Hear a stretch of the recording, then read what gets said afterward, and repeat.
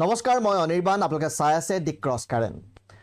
operation সিন্দুৰৰ সময়ত পাকিস্তানৰ সামৰিক আন্তঃগাঁথনিৰ বৃহৎ ক্ষতি কৰাৰ পাছত ব্ৰহ্মছ সুপাৰসনিক ক্ৰুজ মিছাইলে সমগ্ৰ বিশ্বক চমকিত কৰিছিল এতিয়া ভাৰতে ব্ৰহ্মছ ক্ষেপণাস্ত্ৰৰ অস্ত্ৰ ভাণ্ডাৰ আৰু অধিক শক্তিশালী কৰিবলৈ ওলাইছে ভাৰত আৰু ৰাছিয়াই যৌথভাৱে নিৰ্মাণ কৰা ব্ৰহ্মছ সুপাৰসনিক ক্ৰুজ মিছাইলৰ মেগা অৰ্ডাৰ দিবলৈ ওলাইছে ভাৰতীয় সেনাই আৰু এইটোৱে হ'ব ব্ৰহ্মছ সুপাৰসনিক ক্ৰুজ মিছাইলৰ একেলগে সৰ্ববৃহৎ ক্ৰয় সংবাদ সংস্থাই এএনআৰ তথ্য অনুসৰি উচ্চ পৰ্যায়ৰ প্ৰতিৰক্ষা মন্ত্ৰালয়ৰ বৈঠকত ভাৰতীয় নৌসেনাৰ যুদ্ধ জাহাজৰ বাবে বৃহৎ সংখ্যক ব্ৰহ্মছ ক্ষেপণাস্ত্ৰ ক্ৰয় কৰাৰ লগতে এই অস্ত্ৰসমূহৰ স্থল আৰু আকাশৰ পৰা উৎক্ষেপণ কৰাৰ সংস্কৰণ ক্ৰয়ৰ ক্ষেত্ৰতো অনুমোদন জনোৱাৰ সম্ভাৱনা আছে প্ৰতিবেদন অনুসৰি নৌসেনাই এই ক্ষেপণাস্ত্ৰসমূহ ব্যৱহাৰ কৰি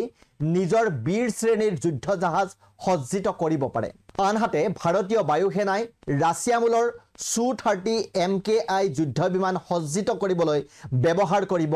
এই মিছাইল পহলগাম সন্ত্ৰাসবাদী আক্ৰমণৰ পাছত ভাৰতে পাকিস্তানৰ সন্ত্ৰাসবাদী শিবিৰ আৰু সামৰিক সংস্থাপনসমূহক লক্ষ্য কৰি লোৱাৰ সময়ত ব্ৰহ্মছ ব্ৰহ্মাস্ত্ৰ বুলি প্ৰমাণিত হৈছিল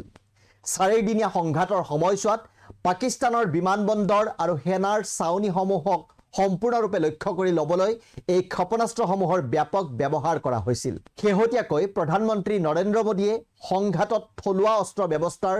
কাম-কাজৰ প্ৰশংসা কৰি কয় যে অপাৰেশ্যন সিন্দুৰৰ সময়ত বিশ্বই আমাৰ থলুৱা অস্ত্ৰৰ সামৰ্থ্য দেখিছিল আমাৰ বায়ু প্ৰতিৰক্ষা ব্যৱস্থা মিছাইল আৰু ড্ৰোনে আত্মনিৰ্ভৰ ভাৰত বিশেষকৈ ব্ৰহ্মছ মিছাইলৰ শক্তি প্ৰমাণ কৰিছে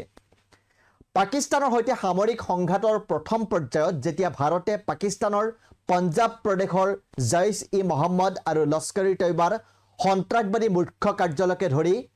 পাকিস্তানৰ সন্ত্ৰাসবাদী আন্তঃগাঁথনিৰ ওপৰত আক্ৰমণ চলাইছিল তেতিয়া ভাৰতীয় বায়ুসেনাৰ বাবে ব্ৰহ্মছ মিছাইলটোৱে আছিল পছন্দৰ মূল অস্ত্ৰ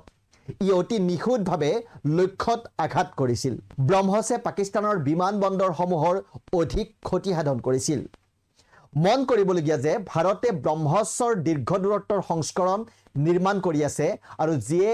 800 কিলোমিটাৰতকৈও অধিক দূৰত্বত উপনীত হ'ব পাৰিব ইয়াৰ লগতে ভাৰতে এতিয়া হাইপাৰসনিক ব্ৰহ্মছ 2 বিকশিত কৰি আছে